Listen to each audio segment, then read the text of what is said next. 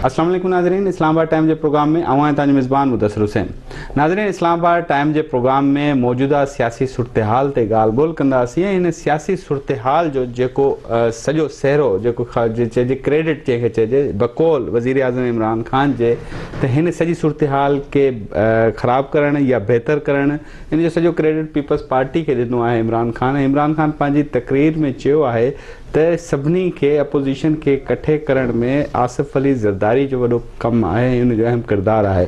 बज़ाहिर बि ईअं लॻी रहियो आहे त तमामु जेके अपोज़िशन जूं सियासी पार्टियूं जेको बिखरियल हूं उन्हनि खे गॾु करे ऐं उन्हनि खे हिकु पेज ते आणे ऐं तहरीक अदम एतबार आणणु हिकु क्रेडिट आहे आसिफ अली ज़रदारी जो बकौल अपोज़िशन जी पार्टियुनि जे।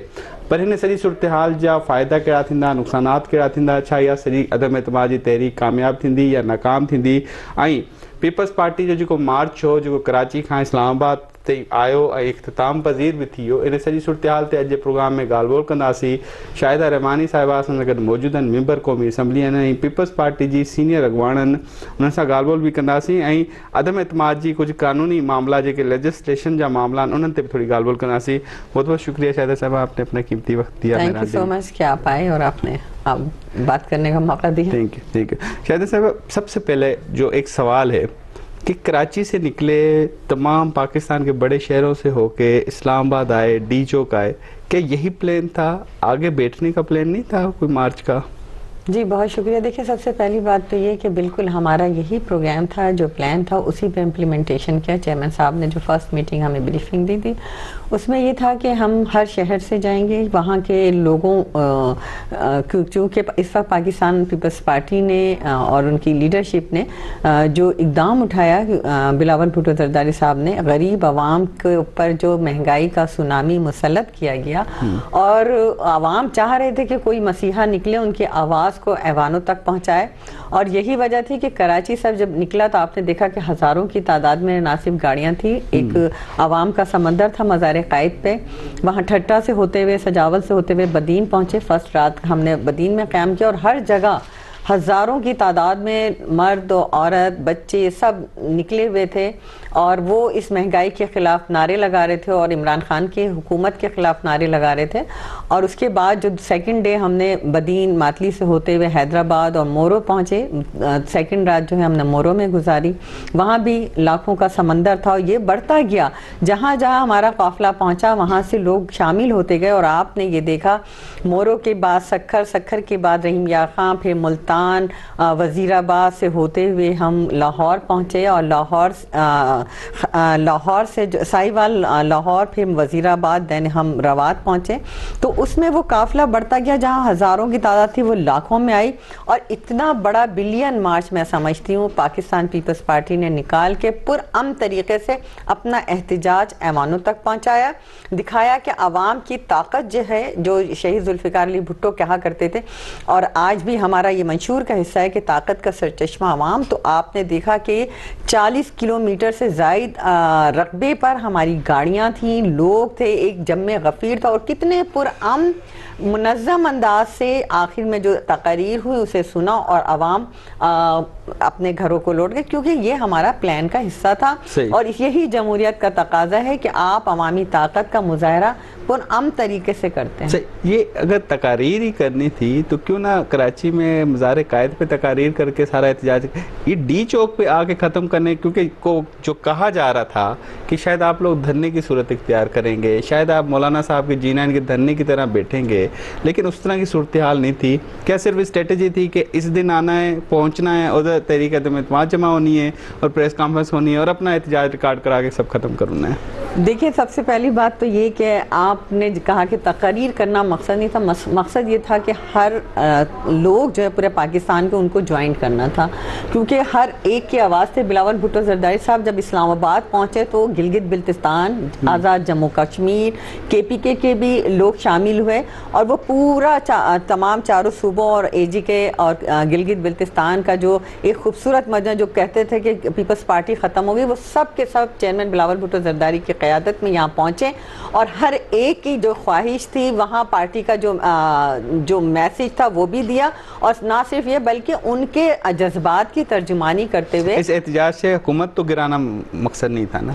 देखिए, इस एहतजाज को ऐवानों तक पहुँचाना, इस्लामाबाद तक पहुँचाना मकसद था। इस सवाल का इमरान खान को भी दिखाना था कि हम वो जमहूरी पार्टी है, जमहूरी रवायात पर यकीन रखते हैं कि ना हम पार्लियामेंट पे हमला करेंगे, ना हम इदारों पे हमला करेंगे। ना आपने देखा कि 20 से ज़ायद तकरीर चेयरमैन साहब ने की, उसमें कोई गाली गलोच गैर शाइस्तगी की ज़बान इस्तेमाल नहीं की, कोई गमला नहीं टूटा, और इतने पुरअमन अंदाज। इसका मकसद हुकूमत गिराना नहीं था, सिर्फ एहतजाज। देखिए, हुकूमत गिराना जमहूरी अंदाज से है, जो पार्लियामानी तरीका है। एहतजाज हमने अपना रिकॉर्ड कराया, कराची से लेके हर शहर में आवाज़ पहुंची, चेयरमैन साहब खुद पहुंचे और वो चेयरमैन साहब के काफिले में लोग आए। तो ये एक बहुत बड़ा, मैं समझती हूँ, मोटिवेशन हुई, लोग निकले और लोगों में एक जज्बा बेदार हुआ कि कोई तो है जो हमारी आवाज़ को लेके जा रहा है। पीपल्स पार्टी तो इस तरह के रवैये की हमेशा मुखालफत करती है। इस तरह से रवैये की मुराद से जब 126 दिन का पीटीआई का धरना था, एहतजाज था,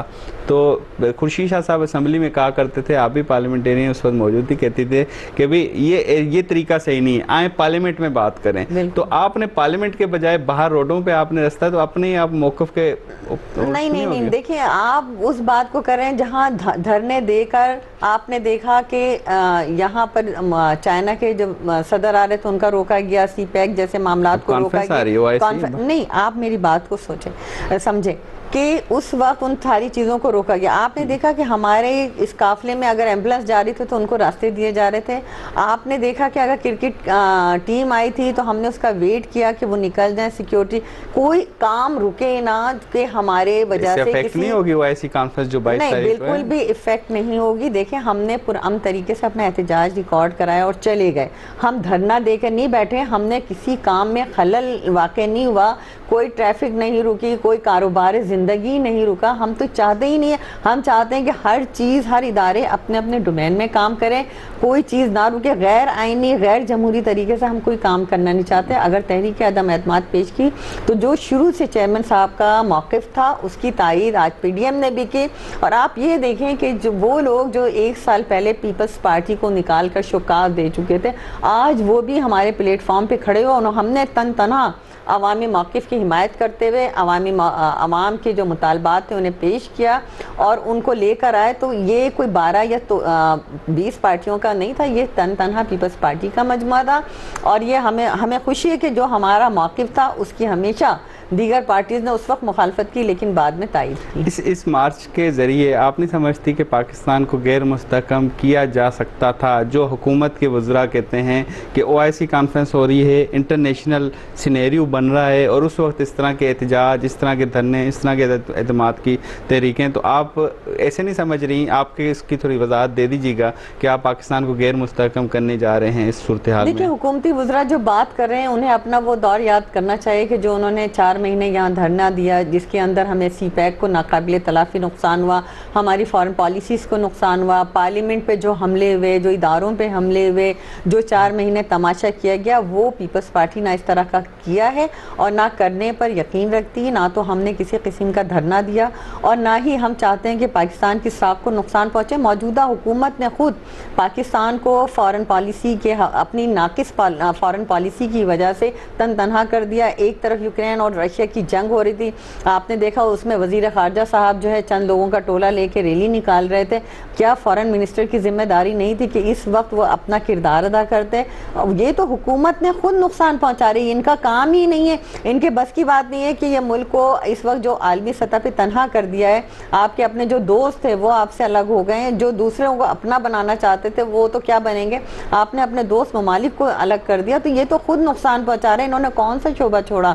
मईशत तबाह है, ज़राअत तबाह है, आपकी फ़ॉरेन पॉलिसी तबाह है, आपके तमाम इदारे तबाह है, हत्ता कि पार्लियामेंट हाउस को इन्होंने रबर स्टैम्प बना दिया है। ऐवान सदर से रोज़ाना आप ये देखें कि ऑर्डिनेंस निकलते हैं और ऐवान सदर ऑर्डिनेंस फैक्ट्री बना। बिल्कुल। शायद साहब ब्रेक लेते हैं, ब्रेक के बाद फिर यहीं से कंटिन्यू करेंगे। और आपने कहा ना शौकास की पार्टी आपको तस्वर किया जाता था, फिर भी अब किसके बलबूते पे सारा मामला है। नाज़रीन वठंदा ब्रेक, ब्रेक खां पोइ शाहिदा रहमानी सां ॻाल्हि ॿोल जो सिलसिलो जारी रखंदासीं।